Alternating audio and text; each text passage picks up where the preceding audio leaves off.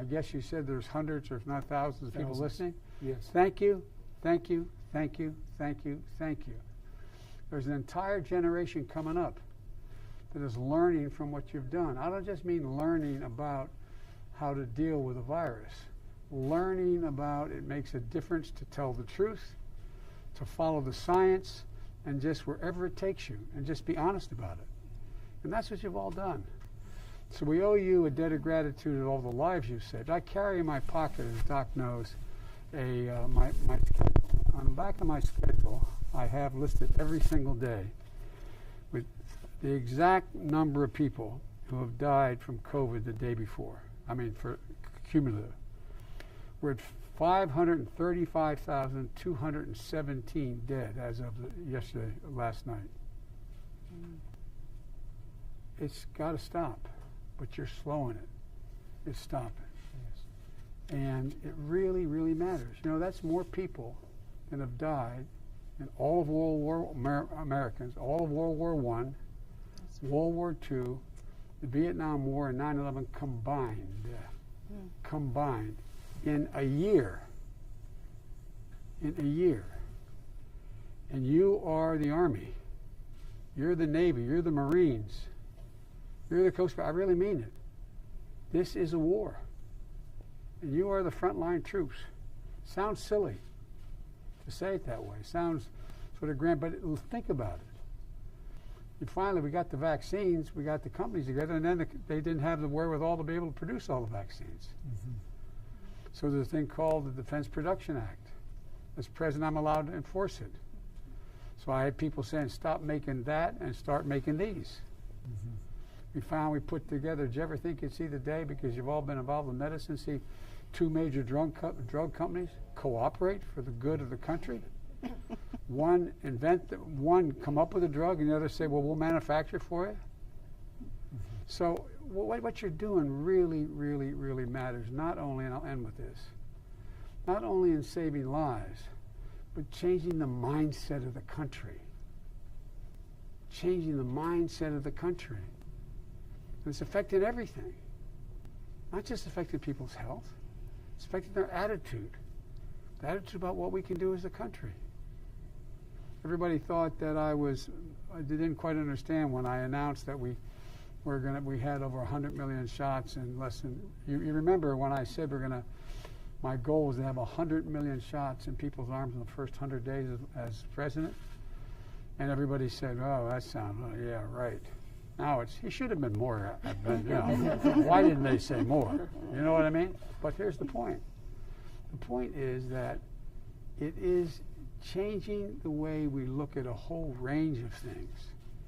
And when I announced it, everybody but the vice president wondered why. I also pointed out that we landed a rover on Mars at the same time.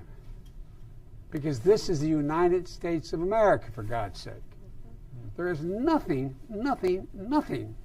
we cannot do when we do it together.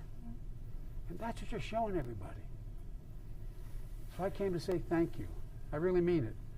I have a whole lot of nice notes on here about the science, but I came here to say thank you. Yeah. Because you're changing the psyche of the country. You're saving lives. You're saving lives. But you're changing the psyche of the country. And this is, as I said, it's not being, I don't think we're being chauvinistic about our country, but this is, think about it.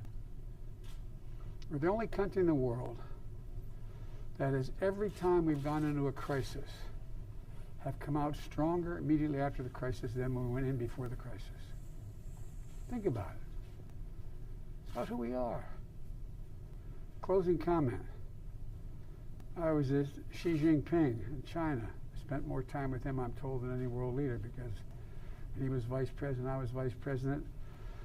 His president and mine wanted us to get to know one another because it was clear he was going to become the president. I traveled 17,000 miles with him in China, in the United States, and in Asia generally, and met with him, I guess, they tell me 24, 25 hours alone, just me and an interpreter, and he and an interpreter. And by the way, I handed in all my notes.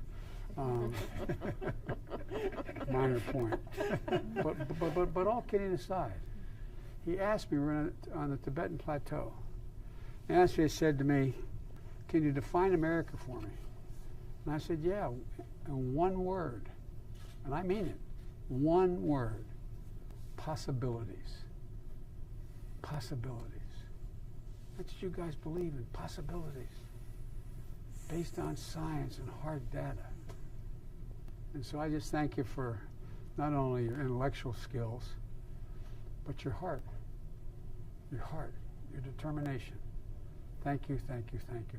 And I shouldn't have done that because I wanted to yield to my vice president who's smarter than I am. Well, there's not much to add to that, Mr. President. I was just sorry.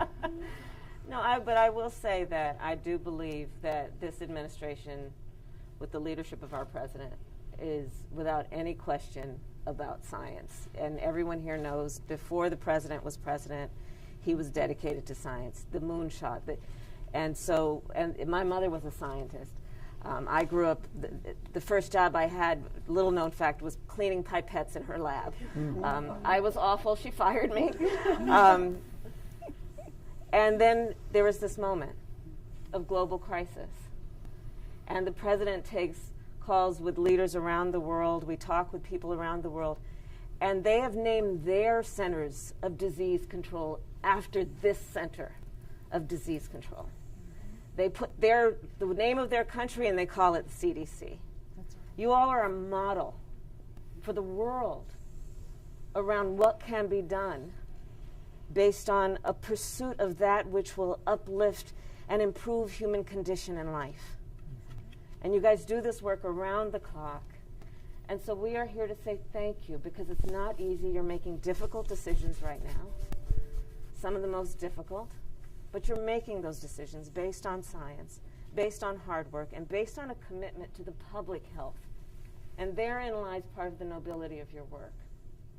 You do this work on behalf of people you will never meet, on behalf of people who will never know your names, because you care about our country and their well-being. So we are here to thank you. Thank you. Thank you. Thank you so very much. Thank you. Thank you for your visit. Thank you for reinvigorating us.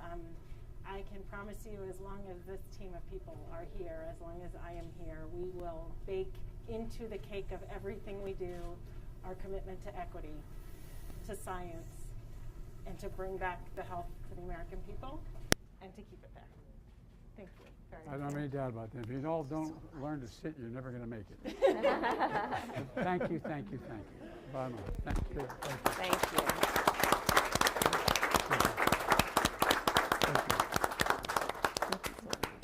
Okay, am I following you? I think so. All right. Thanks, everybody. Thank you again.